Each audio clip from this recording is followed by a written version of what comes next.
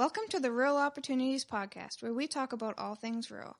This podcast is put on by the Camrose Regional Exhibition. We are an agriculture society and we are community builders. We have a long, rich history of rural, community, and agriculture involvement. CRE believes in the power of rural communities and that they are vital to the prosperity of our province and beyond. On this podcast, we talk about rural opportunities and challenges and have conversations with the movers and shakers of rural. Thank you for joining us. Welcome to this month's episode of the Rural Opportunities Podcast. In this episode, I talked to Kevin Van Lagen, who is the principal of not only one, but two rural schools in Alberta. We talk about the agriculture program at Altario School and how small schools can become community hubs and how this program has made such a positive impact on Altario School and the community. Kevin is also known as the Prairie principal, and you can find him on Facebook under that name and learn more about the Altario agriculture program on the Prairie Principals podcast. Hello. Now I can hear you. How are you doing? Good, how are you? Good. It's nice to virtually meet you. Isn't that a common theme anymore? Yeah, exactly. Are you guys getting any snow down there yet? No, not yet. We're supposed to get it tomorrow. Tomorrow? Yeah. We'll probably get some, but not quite as much as you guys. Yeah, it's supposed to be pretty bad, so I don't know. We have this... We have a small group of people that we play poker on Friday nights. Yeah. And sometimes that goes into the wee hours of the morning. Mm-hmm. I think tonight we might leave a little bit on time before the snow starts to fly. Yeah, that's probably a good idea. So what's your role, Megan, in Camrose there? So I was originally hired on as the agriculture liaison. And so just trying to bring back in some agriculture programming and building some more connections with the farmers around us. And then when COVID hit, basically I do anything that needs to get done. Well, that's why you're talking about Round Hill, because of course Round Hill's close to you. Yeah. And we have here, I previously worked for Camrose County, and they have an ag communications committee that is comprised of all the local ag societies in the area. And okay. So I know Round Hill Ag Society, and us as an ag society, we try to keep the connections with the other ag societies around us too. And Nicola Irving, who has been quite involved in that school, she is one of our local food producers, and so I sit on the local food committee with her. And yeah, so. It's pretty cool, Nicola. Yeah, she's amazing. Yeah, she is. I remember when I went and spoke up there in Round Hill, and she had a lot of insightful questions and things to say. And then it's always neat when you speak in a community and you leave, and then to find out who actually kind of takes up the cause, right? Yeah. And she definitely took it on. Yeah, she's really involved in a lot of things and just such a great community leader. And yeah, it's been really cool to see what they've done and just kind of made it happen really fast and really advocated for their school and their community, which is really cool to see. I haven't talked. I went up this summer when they kind of did their big open house of the garden or whatever. So I haven't talked to anyone from there, I don't believe, since then.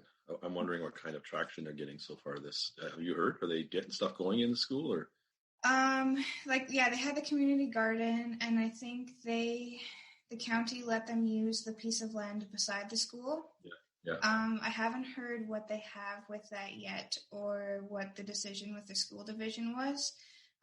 So far, I just know that they postponed it because they got things together quite quickly, and we were like, okay, you can stay open. So that was really exciting. Yeah, it was. Yeah, because there's I was talking yesterday to a professor from the University of Saskatchewan. And he said he got a few phone calls in February too from a few communities whose schools were on the verge of closure. And they're like, what do we do? Yeah. Well, you should have probably started 5 years ago. Yeah. But in Round Hill's case, they actually managed to get enough together to keep it from closing this year anyways. Unlike, was it Hardisty and Holden? Yeah. Either side of them did get shut down. Mm-hmm.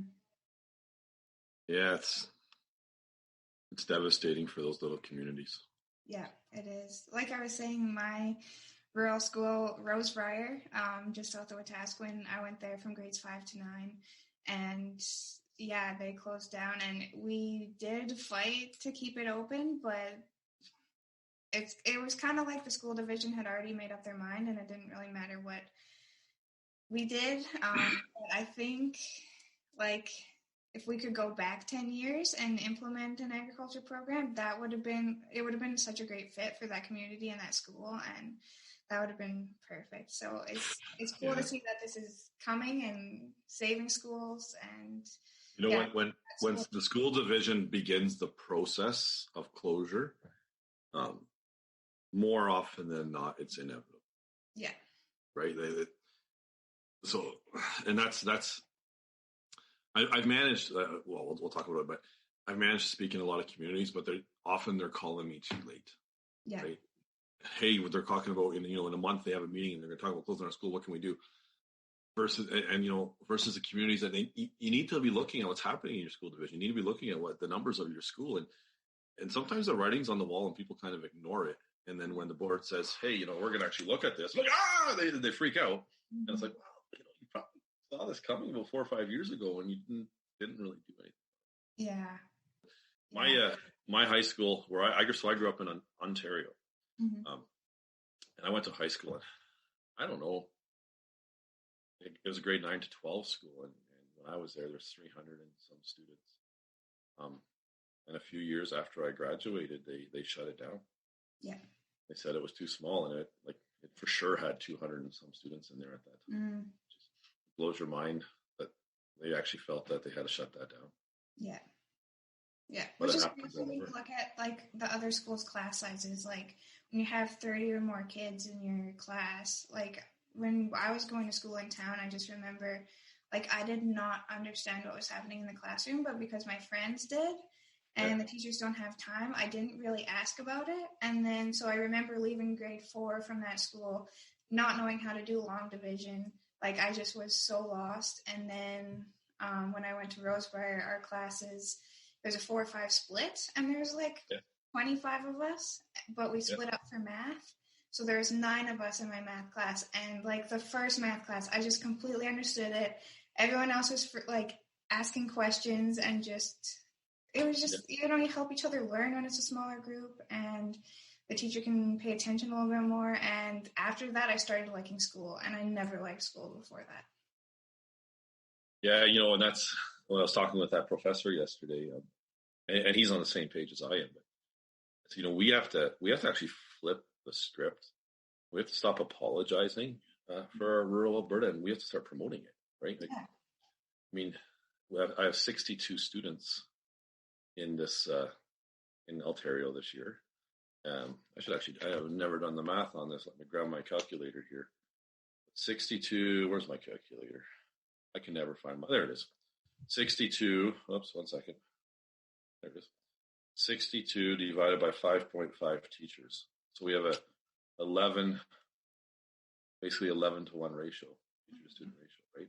I know in I believe in Consort, my other school, I think we have 14.7 student to teacher ratio, right? So we have to start promoting that. Look, small class sizes, different offers. We have all these awesome programs. Like, and so when I speak and I talk about how, when our kids get off the bus in the morning, they go and do chores, and then we have breakfast together as a school, and then we start our school day. Yeah. And anyone that hears that goes, "That's awesome. That's amazing." Why don't you send your kid to a school like that? Yeah. Right? Where they're not one of 1,000. Yeah. Everyone knows them. Every single staff member knows who they are. Yeah. Right? And they know what they're about, and they know what their dreams are, and like they know all this stuff about them. It's so good for the kids, right? And we offer a great education. So absolutely. So you said you're from Ontario. How did you end up in Alberta? In 2007, my wife and I decided to move to Alberta for the University of Lethbridge, actually. And we were going to leave within 3 years and go back to Ontario. Yeah. And we ended up staying down in the Lethbridge area to 2014, and then we moved up here. Mm-hmm. And we were going to stay here for 3 years, and we're still here. So we don't make 3-year plans anymore. Yeah. That's awesome. So for those who don't know, where is Altario? Altario is in East Central Alberta. It's 50 kilometers east of Consort, about 2 hours east of Stettler, We're about 10 minutes from the Saskatchewan border, actually. Okay. Cool. And how did you end up the principal of both Altario and Consort? Yeah, that's another story. So I started as principal in Altario in 2014, and I was principal for 3 years in Altario when the position opened up in Consort, which is a larger school. Altario has 62 students, Consort has just around 240. Okay. So I applied for the job there with the condition that if I was accepted into that position, I wanted to keep Altario because it's kind of my baby. And the superintendent agreed to do that. And well, he actually agreed to do it for 1 year and to see how it went. And here we are in year 4 of this, and we're still doing it. That's awesome. Yeah. So does Consort also have the agriculture program? No, they don't. So what we're trying to do in our division is each school has a specialty because we're a collection of small schools, right? So we can't do all things in all schools. But if all of our schools do something special, then we can have a situation where students can move around. They can go for a week to a different school. So in Consort, actually, we just started a baseball academy, and we're really working on our sports program. We're a strong volleyball school. We're a strong basketball school. Now we've added baseball. And we're going to try to really build that up to be kind of a sports hub for our division. So Consort is the sports school. Altario is the ag school. Yep. And are they both high schools? Yeah, they're both K-12s. K-12. Okay. Yeah. So then for Altario, how do you decide who's doing the chores? So is it all grades? No, so what we have, it's pretty special. We call it a student-led farm.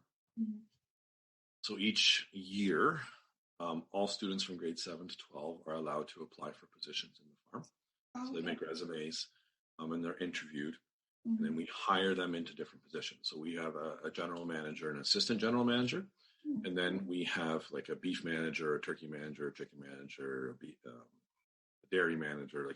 So we have all the different aspects of the farm covered by managers from grade 7 to 12.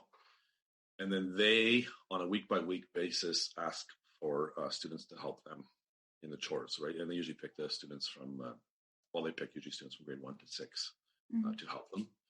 So then for a week at a time, a student might be doing chores, helping with the sheep, right? And then in a couple of weeks, they might help with the chickens. And so that's how they pick how they do chores. So it doesn't take long. They get off the bus about 25 after 8. By 8:30, they're outside and they're back inside by about 8:45. Yeah. It's just like a flurry of activity, and they all know what they need to do. Yeah. And then those student managers, they make the decisions on the farm at this point. So they actually have meetings and they decide what animals to purchase. They decide how we're going to market animals and what we're going to charge for them and what we're going to do in that way. So it's completely student managed, obviously under staff supervision. Yeah. But the students also do the vast majority of the work. They do the chores. The general manager and assistant general manager are responsible for coming in on the weekends. I was going to ask that. And do the chores as well. And then we have a pen set up. And last year we had 1 student that took advantage of this. This year we're going to have 3. We have a pen set up for students that live in the town to have 4-H steers. Okay. And then their rent, so to speak, is that they feed the steers from the school as well in the evenings. Okay. And with their parents or whatever, so that everything is covered that way. Because if you set up this farm and it's all about the adults doing the work, you're just going to have burnout and fatigue. And yeah, absolutely. You can't set up the farm like this as entertainment completely, but that it's a learning and experience, and there's a responsibility tied to it. And the students are great. Like they are responsible for this. They make decisions, and they hold each other accountable if someone's not keeping up with how they're supposed to be doing things. The general manager will say, "Hey, no, that's not good enough." Yeah, that's great. It's pretty special. Yeah, that's really cool to see. Yeah, we started a leadership program this year, and we wanted it to be led by them. And it's amazing just what they want to learn, and they really take charge of it. And I think it's really cool for them to have something that's their own and that they can make it happen. So how was Altario going to be closed down, or did you guys start this just in being proactive so that they wouldn't? So if I can, I mentioned earlier about look at the writing on the wall. so to speak. So when I became principal in 2014, I was the 6th principal in 6 years. Okay. There was a high rate of turnover, and the school had fallen on, what you would describe as difficult times. Mm-hmm. The previous year's staff, the teaching staff, had all left except for one. So we had one teacher returning who had been here for 30 years. Wow. And it's a great and amazing teacher. But the rest had all left. The principal obviously had left. So we kind of got to start fresh. Yeah. The superintendent of the day had said to the community, look, our school division is not into closing schools. We believe in keeping our small schools open, but parents do close schools. So you guys got to figure this out. The school's not going to be sustainable. Right. And in 2014, we had 49 students. And within 5 years, we were on track to be down to 33 students. So the writing was on the wall, so to speak. It wasn't officially, there was no official process. There wasn't, the board wasn't coming down on us on a monthly basis saying, hey, we're thinking about closing. It was just a one-off comment. And then the statistics were very worrying, right? So the good news is, as I mentioned earlier, we're now at 62 students instead of 33. That's so awesome. we did definitely turn it around. Yeah. And the way we did it, if may I just go on? Okay.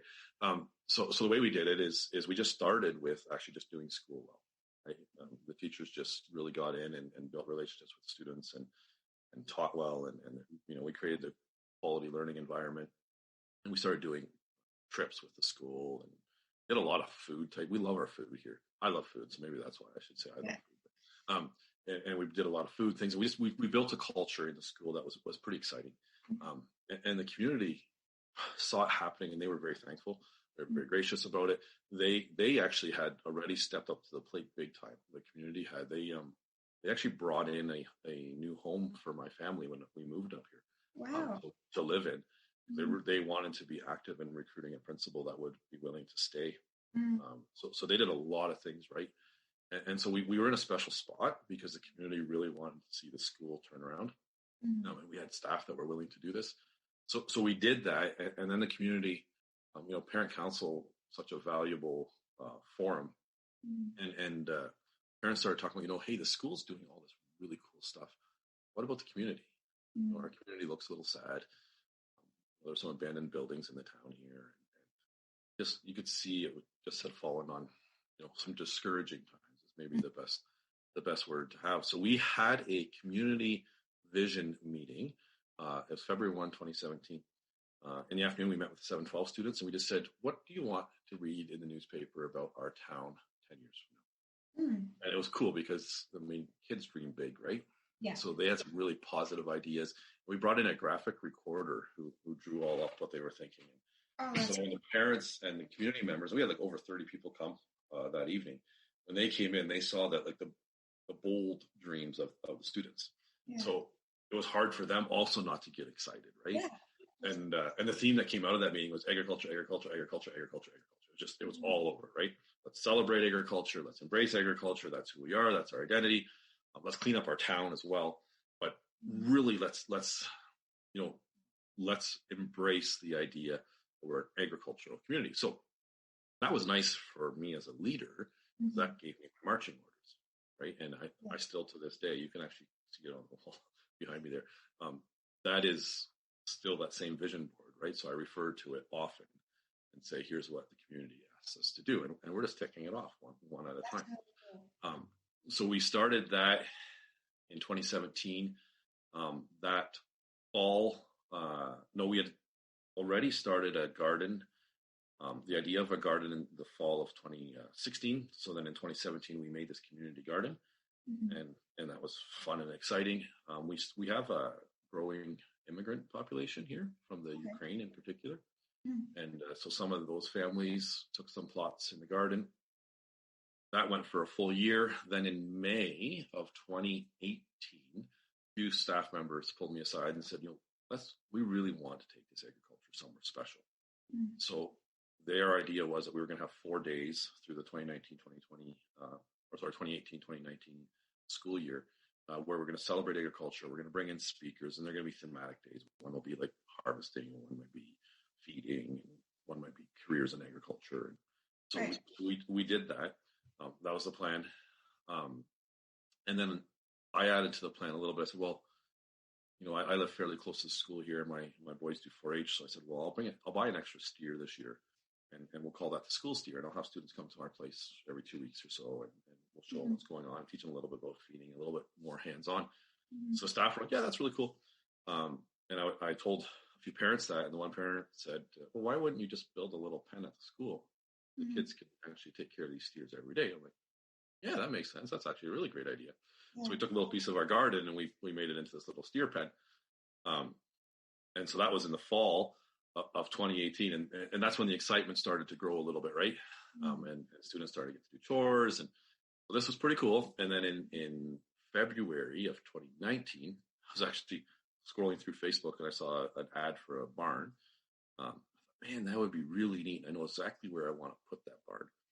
So I screenshot it and sent it to a few parents from parent council. I said, what do you think? Should we do this? I'm like, yeah, for sure we should.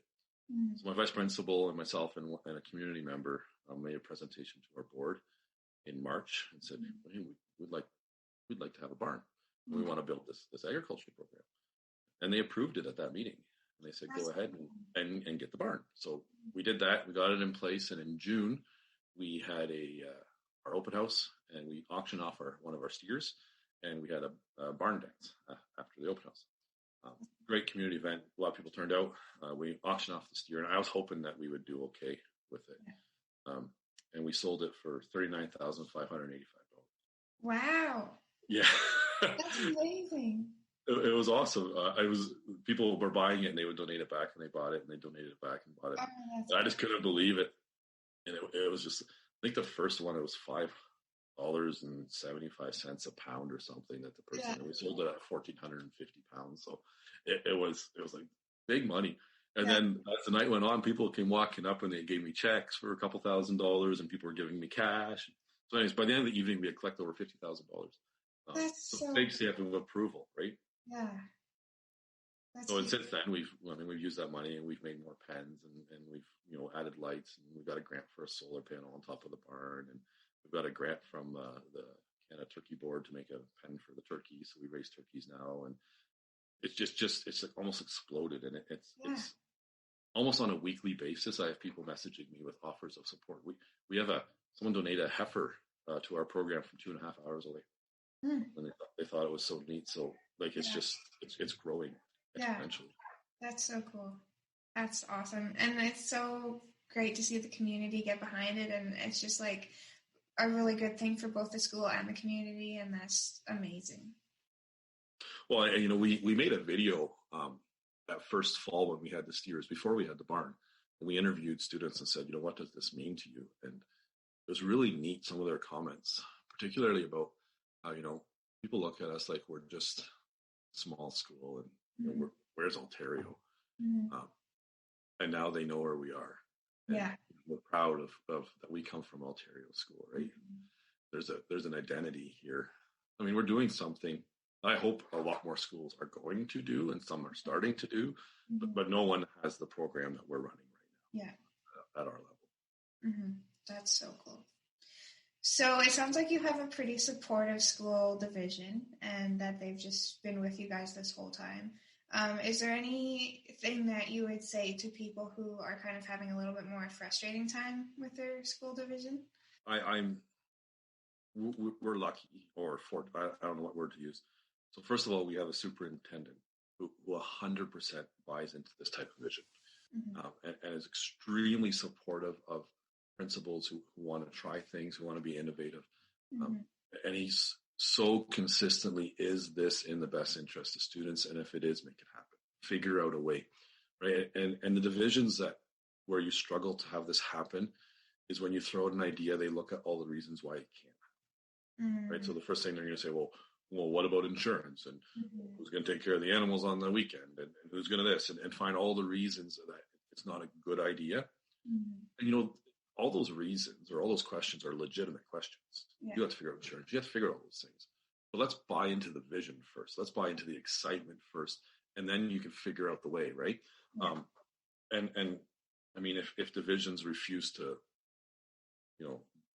think that way. I mean, I guess the only option is trustees are voted on every 4 years. So run for trustee and change it. Yeah, right? Absolutely. Yeah, you have a superintendent. Yes, I have a superintendent. He's one of the, if not the best, he's one of the best, and great person to work for. And our school division is doing some pretty awesome things under his leadership. And with a superintendent like that, you ought to automatically basically get a great board as well, right?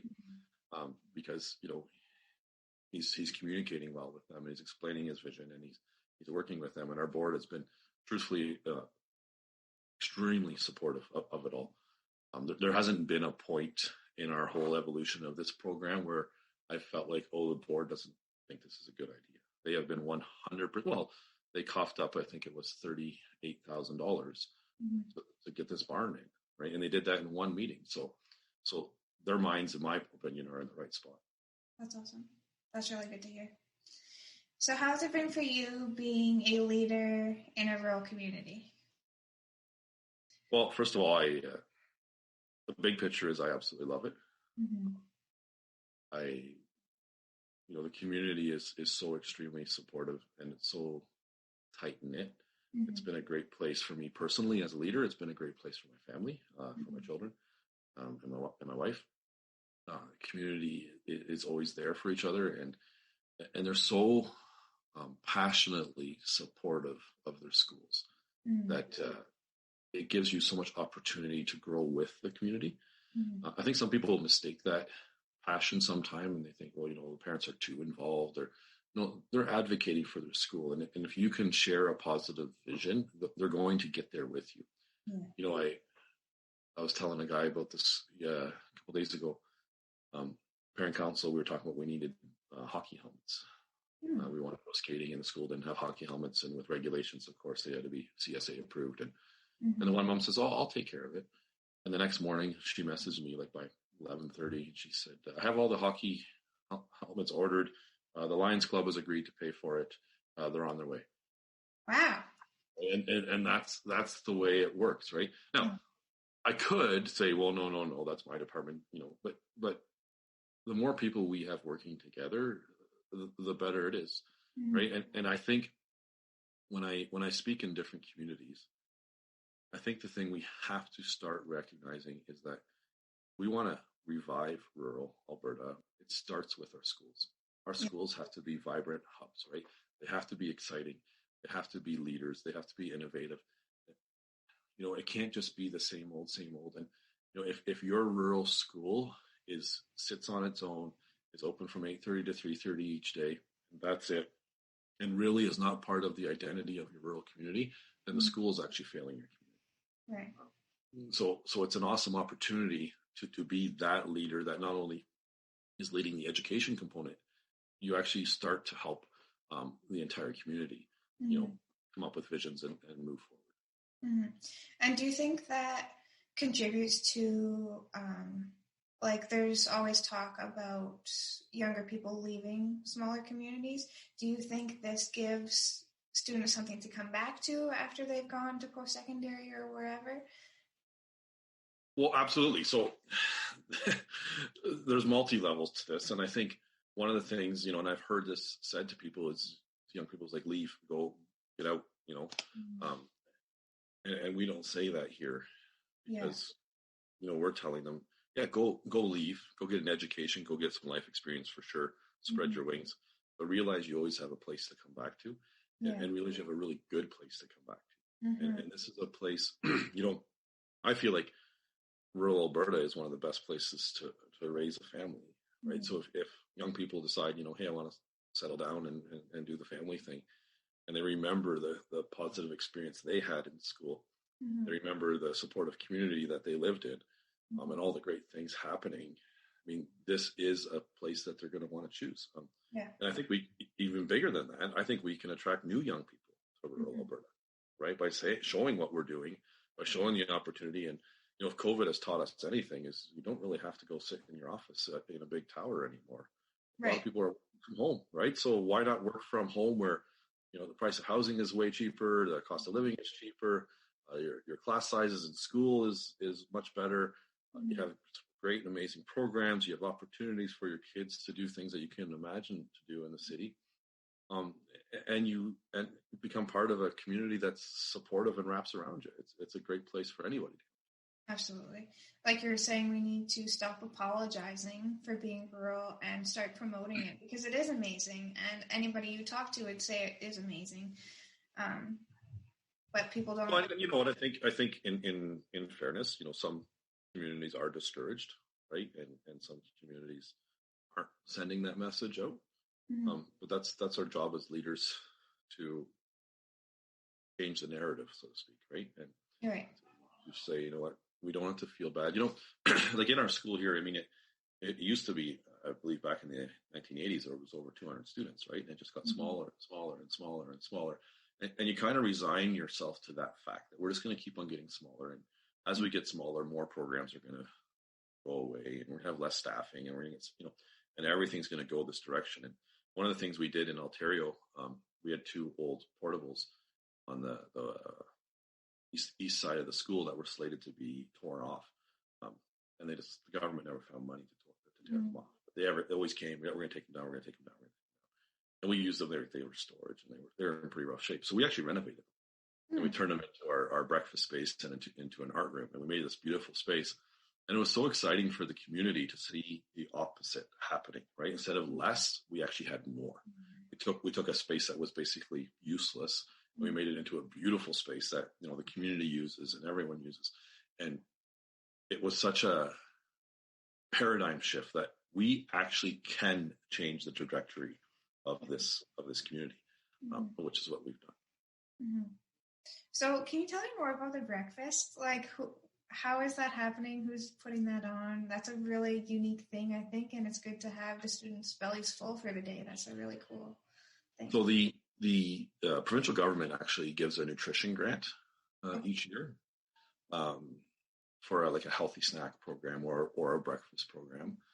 We have taken that money, of course, and we've made it larger, and that we get support from the Lions Club and from the Egg Society and from communities, and grandmas walk into the school and drop off cases of juice, and because they think it's so great. So we have actually a new immigrant mom in the community that she comes in. Now, it's not happening this year right now because of COVID, but normally she comes in the morning and she makes breakfast, and it's good breakfast. Like one morning it'll be Belgian waffles with fruit, and another morning will be French toast, and next morning will be egg and cheese wraps. So it's really, really good breakfast. And she comes in and makes the breakfast and has it all sitting out, and the students can choose to eat it and choose not to eat it. And I mean, they're not forced to, but the majority of them do choose to eat it. And they've been on the bus for a while, and they come to school and they're hungry.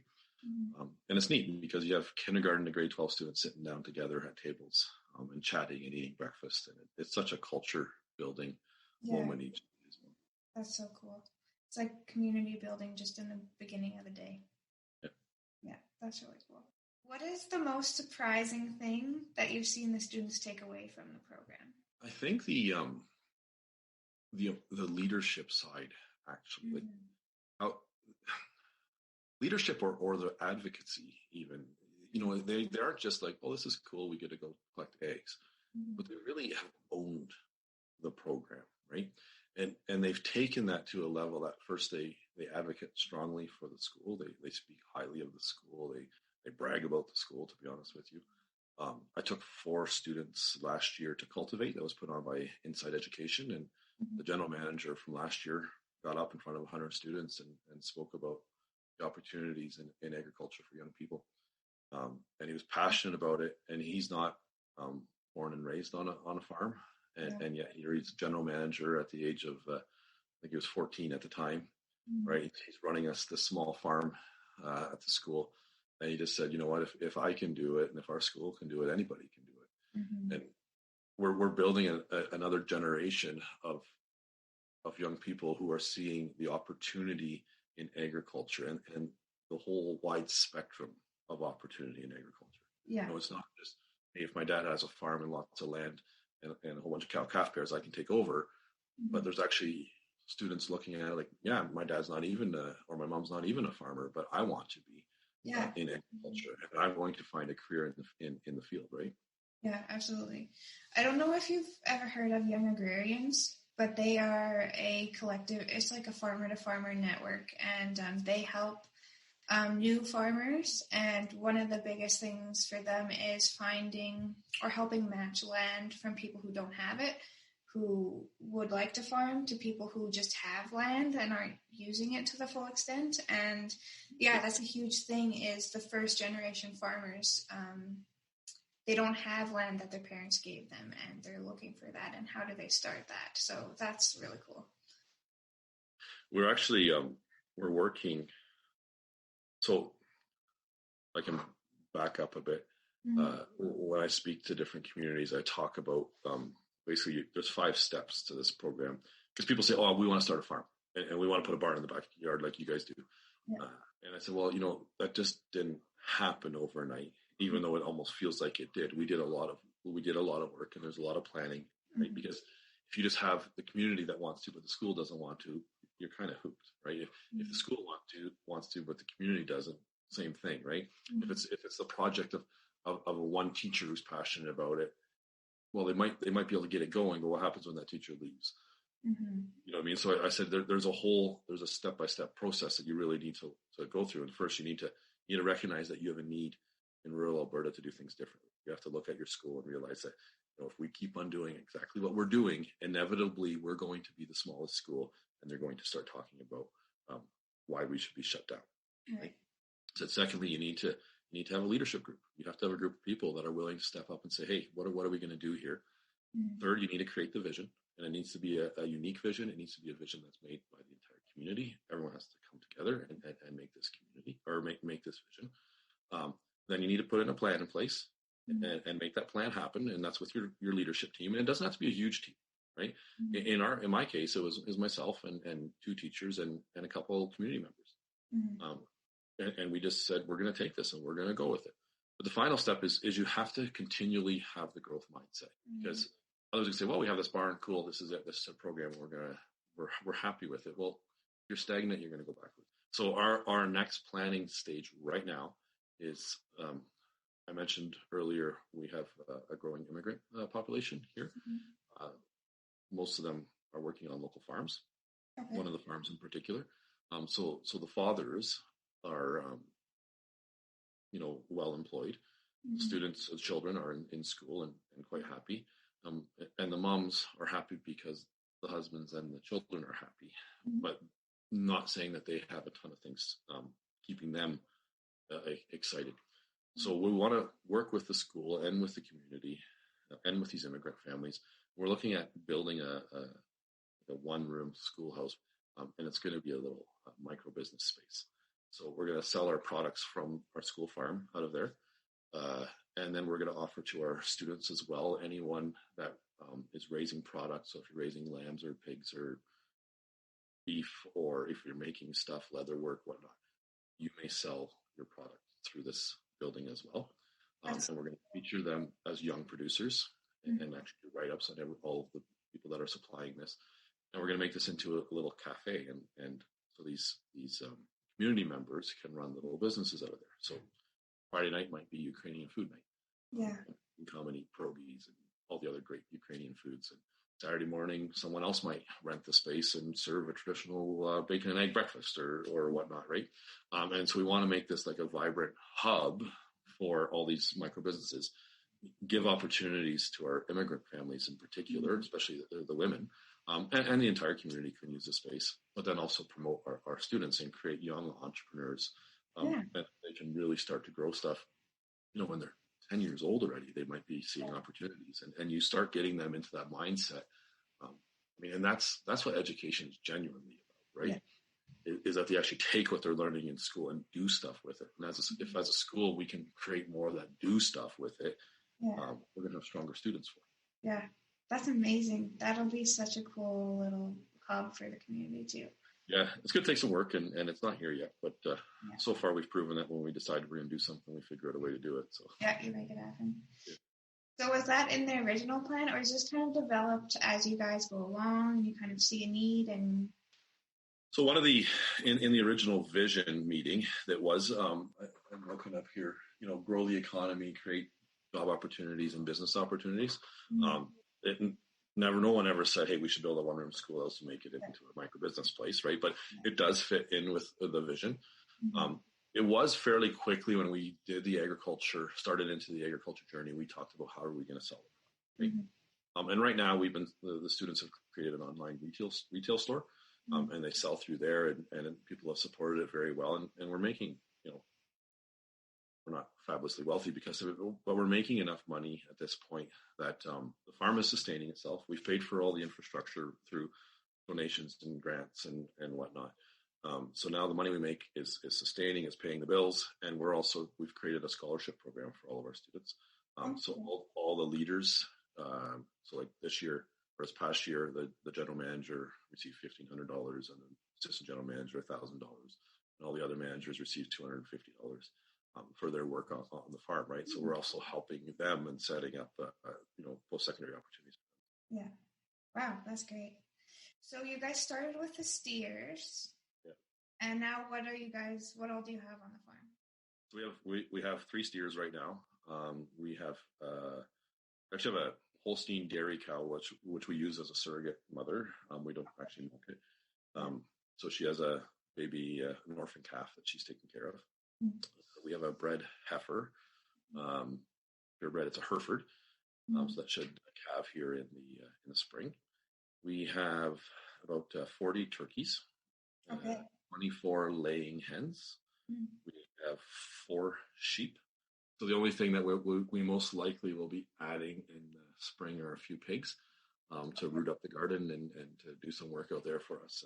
And that's what we'll add. But we're pretty good. And then the other thing we have, and it's been put on hold because of COVID, but we had started it last fall, and we had our first go at it. We call it a residency program. So we partnered with a local family who owns some beautiful land in the Neutral Hills. And we take students from not just our school, but from different schools. And they can come and live in the hills for 3 days. They live in teepees and tents and whatnot. And the theme is what's on your plate. And we show them, the different crops, and we walk around, and then they come to the school, and they work in the barn, and we teach them about animals, and they cook all their own food the whole time. And we're teaching them, where this food, they can see where the food actually came from and how it ended up on their plate. And then our students in Altario teach them some traditional games from the area and whatnot. So it's like a 3-day residency program, and we were set up, and we had like people lined up in the spring to start coming in for this fall. And then COVID hit, so we'll have to hit the reset button and start over. But the goal with that is, first of all, for other rural students as well, but really for the urban students to come out and see this as a field trip opportunity and to learn and celebrate what we're doing out here. Yeah, that's really cool. Getting a different perspective of where your food comes from and who's growing it and all that. That's really cool. So COVID has put that on hold, and the breakfasts. Is there anything else? How is that impacting your school year? COVID, it can go away anytime. I wouldn't. You know what? We have to follow the same policies as the rest of the province, as stipulated by the government, and which we are, of course. The one thing we have, is that our school isn't overpopulated, so it's pretty easy to keep our distance and the spacing. And we don't have at this point any active cases in the community either. That's nice. So far, and I could get a phone call. I'm off of here that's changed, but we don't quite have that the intensity and the pressure that other places do. Right, which is another benefit of living in a rural community. Yeah, absolutely, yeah, for sure. And that's one of the things. So our school division actually, we're running sports right now. We're one of the only school divisions, and we've done a lot of work, and we have a very strong, safe return to play policy. A lot of safety protocols in place for all the sports that we're playing, but we're actually having our kids practice and play other teams, and it's been a huge success and great feedback from our families, and so that's been a positive. The other one was actually when our schools were shut down in March on a Sunday afternoon. I believe the education minister announced it. We took Monday to get ready, and by Tuesday we were completely up and running again. All of our students, K to 12, had their classes resume online. Wow. It only took one day to get ready, and so we got a lot of positive feedback and appreciation from parents that their students very quickly were back in school. They had daily contact with their teacher, daily classes to attend online, and we supported students very, very well. Did you guys have any students stay online, or is it most everybody in class? We have a few students that chose to stay online, and for very legitimate reasons. Whether they have family members who are struggling with a very severe illness or what it may be. I believe in our school division it was only, I'm sorry if I'm off, but it was under 5% of our students online. So the majority came back to school. Yeah, that's really cool to hear.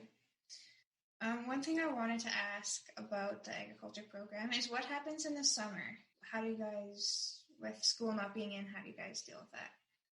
So we have it kind of set up that the steers are shipped before school's over, the turkeys are shipped before school's over, and then the animals that aren't being shipped to the butcher and the animals that we're keeping, we disperse among the local families. And often that coincides with who's the manager of whatever it is, but it doesn't necessarily have to. And we've had no problems whatsoever having the animals put out through the community. That's awesome. Is there any students that have trouble with the butchering process? Like, do they get attached to the animals? A little bit, yeah. But that's part of it. Most of our students are tied to agriculture in some way anyways, through home or through friends.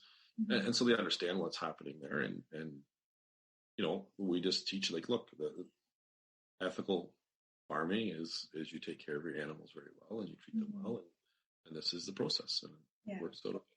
One thing we do not do is we don't name our animals. They're just, sheep 1, sheep 2, sheep 3, sheep 4.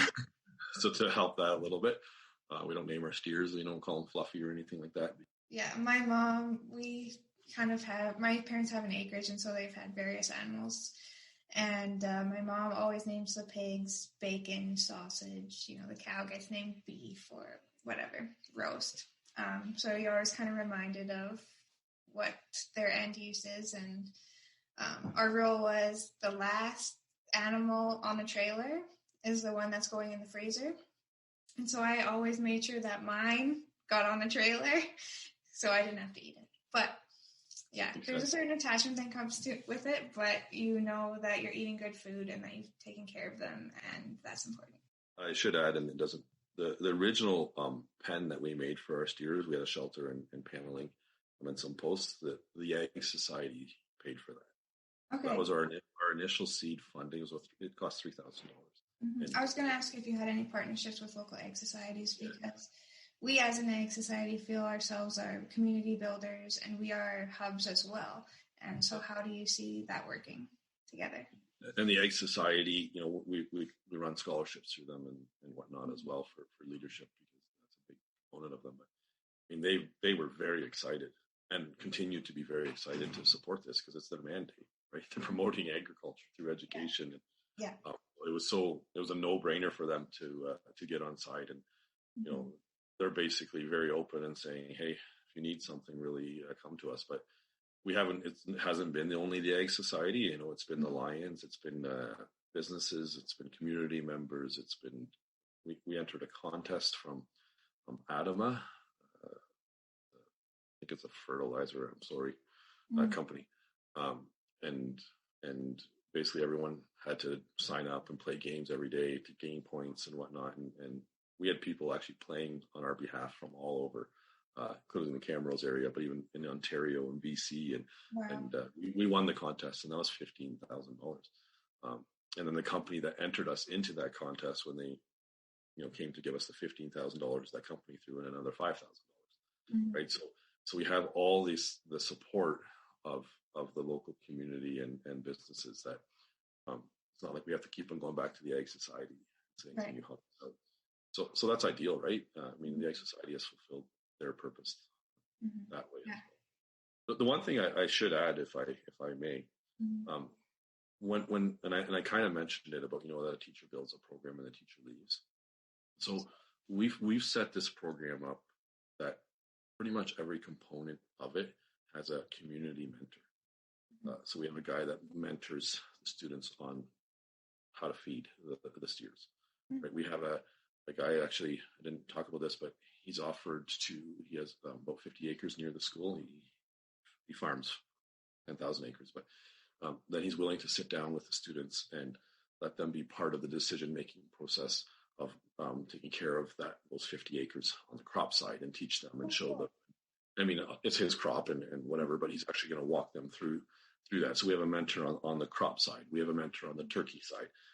So the idea is that if I leave this school, or my teachers that help run the program, when they leave, it doesn't matter. The program will continue. Right? You have often in rural schools that say, you get a guy comes in and he's a great band teacher, so you buy all this band equipment and you have this great band program, and then they move on, and then no one knows how to teach like he does or she does, and that's the end. But a program like this, it will always continue. Yeah, that's super important. We've been working on that with our staff here. Like, if something happened to one of our staff members, would we be able to pick it up and keep going, and making sure that everybody knows what's going on. And yeah, you want that legacy to continue and not just leave with one person. So you've been doing quite a bit of public speaking now. How do you manage that with being the principal of 2 schools, and what's your experience been with that? Well, first of all, I enjoy it, and I obviously schedule it outside of school time. It is busy, but I kind of look at, as a leader in rural education, it's first and foremost I have to take care of my schools.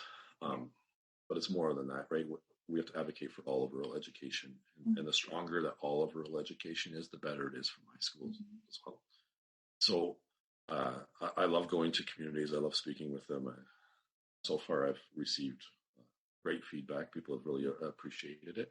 And have been inspired to try some pretty cool things, right? So I know Round Hill is working hard on an agriculture program. I know the new Humble School community has been accepted as the first new charter school in 13 years in this province, and they're basing that on agriculture as well. So that's a cool thing. So we're starting to see the impacts of that in different places of the province. So that's pretty neat. That's amazing. And there's so many opportunities in agriculture too, and even going outside of the animal side of it. If you're interested in marketing or finance or public speaking or you can be anything in agriculture. Yeah. It's neat. I even got contacted by a teacher in Australia. Wow.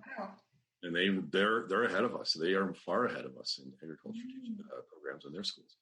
She started kind of, I think, the first of the kind in Australia about 20 years ago. And now they have entire school divisions that you must have an agricultural component to your school with a specialization. So one school might specialize in pork and dryland farming, and another one might specialize in irrigation and chickens or whatever. And included in there are urban schools. That's really cool. And to integrate the urban schools into that as well. What do you see as the biggest opportunities that rural communities have? I think I talked to it a little bit already, but I think the number one thing is we have the opportunity to be entrepreneurial. We have the opportunity to be nimble because we're often smaller and we don't have the great levels of bureaucracy that you might deal with in larger centers. We have the opportunity to bring the entire community together to build programs. So I think the opportunities are endless. I don't think they're just agricultural based. I think we can do some really neat things with other industries and other cultural components of local communities. I just think that there is no opportunity without the school. I really worry when decision makers think it's a good idea to start shutting down rural schools. And especially when, people in communities where schools are being shut down are saying, well, it doesn't really affect me. My kids are out of school. No, it does affect. It affects the entire community. And people really need to see that. And even if a rural school shuts down, urban schools are impacted because often those students would have to be bused in, and so it's impacting your child's education that way as well. Well, and it's the economies of scale argument, right? If we put a couple more students in every class, we're doing it in a more efficient model, and that's true. Mm-hmm. But there's bigger things at play, and if we want to create a sustainable rural Alberta, the premier just, I believe yesterday, was talking about encouraging rural Alberta to attract more business. Well, one of the way you attract more business is you make sure those people that are going to work in those businesses can bring their families to rural Alberta, and they want to bring their families to rural Alberta. Mm-hmm. And I know I've heard from families who, the first thing they do is they check the school. If they are looking at moving there, is they call the school, or in Consort, I know some people call the local gas station, and they'll say, so what's the school like? Yeah. And they want an opinion, right? Because they're going to move their family there, and their family is important. So you can't attract, you can't revive, you can't grow rural Alberta without a strong education system. Yeah, absolutely. And once you do have a strong education system, people starting businesses and people wanting to move there, and that'll just all come with it. I think we have the opportunity with the right leadership at the different levels of government. I think we really, in big picture, and people might think I'm a little crazy here, but I think we have the ability to change the demographics of our province or our country. Just because of technology, like if you think about it, why did people start moving to the cities? Well, it was so we can be close to the movie theaters and so forth. Well, you know what? We don't do movie theaters hardly anymore. We do Netflix, right? Like, it's for shopping. Well, you can shop from the comfort of your home, right? And there's so many reasons people have moved to the city where you can say, well, but you don't need to be in the city to do those things anymore. But, oh, by the way, in the country or in rural Alberta, not only can you do all these things, you can live with, a lot smaller mortgage often, and you have this sense of community, and you have this social network, and you have all these cool things going on for your children. And I think if we can really consistently bring that message across, instead of building new schools in the city because of the growth, you start filling up the schools in the country, and it's even economically, it even makes sense. Yeah, absolutely. And I think there is a movement too of people my age, like 25 to 35, who are looking to move out of the cities and back out into the country. And they're looking at the schools, and they're looking at the businesses, and looking at what's the opportunities. And so, yeah, like you were saying, it does start with the school. And I like what you're saying, how we're the master of our own fates in rural Alberta. Like, we really do have the power to change it and to make it a community that we want to be in and that we're proud of. And that's amazing. And not everybody has the opportunity to say that. No, so it's cool. I think it's going to grow. I think the movement is starting to grow, and I think we just have to keep on saying it. And through podcasts like this and speaking events and social media, and we can change the narrative for sure. I agree. I'm with you. I'm in. So thank you for doing this podcast. This has been a really awesome discussion. Is there anything else that you wanted to say? No, just come to rural Alberta, that's all. Yeah, absolutely. It's amazing here. Well, thank you so much, Kevin. Yeah, no problem. Keep fighting a good fight. Thanks, Megan. Yeah, talk to you later. Yeah. Thank you for joining us for this episode of the Real Opportunities Podcast. Stay tuned next month for the release of our next episode.